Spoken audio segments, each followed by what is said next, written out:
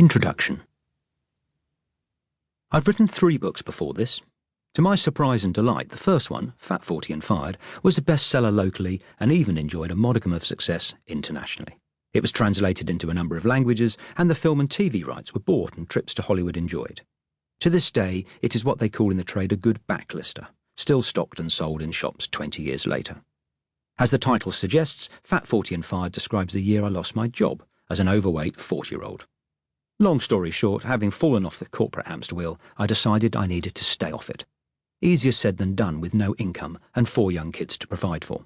But despite the risk and uncertainty, I was convinced I had to reassess and reprioritise my life. After serious reflection, I resolved to try to change my life in every way. I wanted to put the people I loved and the things I valued at the centre of my life, not leave them at the edges, as my career had been forcing me to ever again.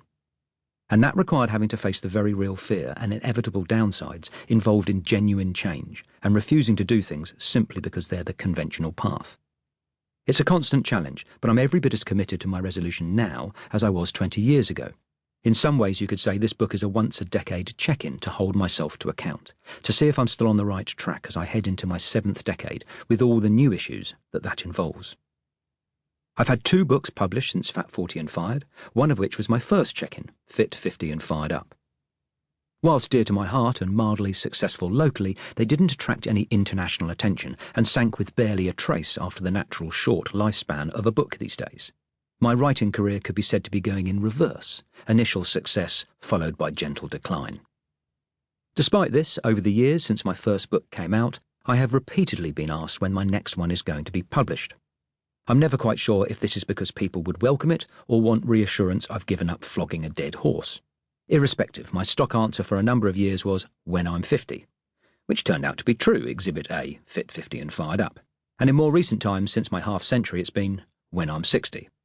On the one hand, it was a useful way of dodging the question, but on the other, it contained an element of truth. I've come to like the idea of writing a book once a decade. It's often said that the unexamined life isn't worth living. Wise words, but at the same time it could equally valuably be said that the over-examined life is rarely worth reading about. With the glorious exceptions of geniuses like Stephen Fry or Bill Bryson, who seem to be able to crank out classics twice a year while standing on their heads, it is an unfortunate reality of the modern world that there are far too many new books. I'm reluctant to add to this mountain. I have one friend who decided on his 60th birthday to only read books that were more than 50 years old. It's been 4 years and he's happily sticking to the plan. You'd have to live a number of lifetimes to be able to read all the good books published in the 19th and 20th centuries alone. The world doesn't need any more books, and I don't feel I have the right, or indeed the will, to write a new one every year either. Conversely, I'm hugely excited to do so every 10. Things happen in a decade that bear examining, some painful and sad, like the passing of parents or the increasing destruction of the planet, some funny and joyous, like having adult kids or working with young people. Others thought-provoking and challenging, like aging and your own impending death. My views have changed on a number of issues, and I view that as a positive. I've changed my mind before, and I will again. Rereading my previous books, I've quite frankly felt embarrassed on a number of occasions, but hey, if you're not frequently embarrassed by yourself, I reckon you're not trying hard enough, or you're in danger of taking yourself way too seriously.